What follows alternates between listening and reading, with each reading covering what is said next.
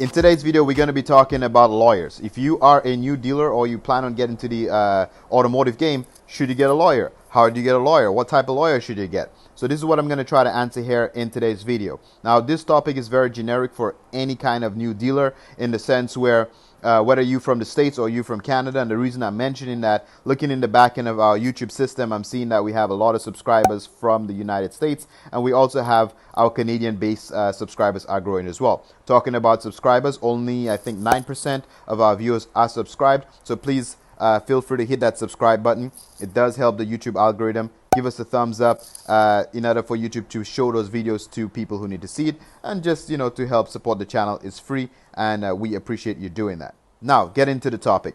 Do you need a lawyer? And the answer for that is yes. When you're in this automotive business, you will most definitely get sued at some point. Somebody always think, or I should say the customers always think that dealers got a lot of money. They always think that you're loaded because you're sitting on $1 million worth of inventory or $300,000 worth of inventory based on the size of your dealership. It doesn't take much for you to go over that limit. Now, once they see you sitting on that amount of inventory, it automatically rings dollar signs. They think you are loaded. They don't know how much debt you have. They don't know your financial statements, but they can assume that. So you're going to get sued. Everybody's going to try to get a piece of you at some point. So the answer is yes, you need a lawyer. That was quick and simple and to the point. How do you go about choosing the lawyers? Now, in my situation, I got 2 lawyers, okay, just for my business. So the corporation has 2 law firms working for us. How did I choose the law firms to work with, and how should you choose one to work with, okay? First of all, you need the best lawyer in the industry. So research, in our case, those Bay Street lawyers are pretty expensive. There are premium lawyers, but they're premium for a reason. So you research the best lawyer in your industry who specializes in your industry, and you put him on a retainer, okay? So they might be $500-600 an hour. That's right, $500 to $600 an hour. However, they are the best in the industry. Now, it doesn't mean that you're going to use that $500 lawyer to fight your little cases for you. The point is, if you put that lawyer on a retainer, you might have to pay 3 hours. Let's say you pay him $1,500 just to have him on a retainer. Legally, he's your lawyer. He can't work against you. So if somebody's trying to sue you and they want to hire a lawyer, you have the best lawyer in the industry on a retainer. Even if you don't use him for that specific case, somebody can't hire him to fight against you. So getting the best lawyer in a retainer is the number one thing. Now, it doesn't mean you're never going to use him. It basically, the purpose of that lawyer too is when somebody sends you a BS claim that you know is potentially not going to go anywhere, and you research the law firm that they send in the lawsuit through to you, when your Bay Street or your fancy lawyer just send them a warning letter saying, bruh, you sure you want to do this?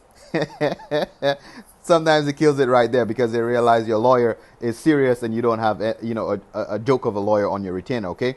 And then you also need a little bit more affordable lawyer. Yeah, I'm not saying that they're not good, but just like a smaller firm that's a little bit cheaper on the hourly rate, just in case you got some kind of business paperwork to go through, maybe any kind of administrative type law things you want them to review. It's good to have a cheaper lawyer on your payroll because you can't afford to pay a $400 to $600 an hour lawyer just to go for some administrative paperwork for you, okay? So you could get a small law firm to do that type of stuff, but anytime you got some serious lawsuits against you or any kind of customers just threatening to sue you, is money well spent, I would say, when those big lawyers send them a warning letter saying, you know, you sure you want to do this?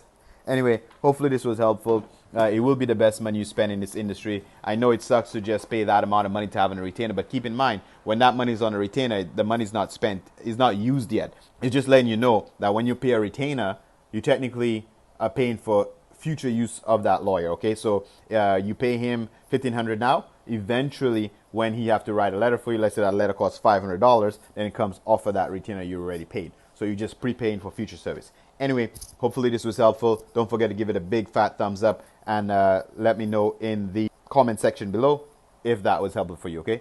Peace, and I'll catch you in the next one.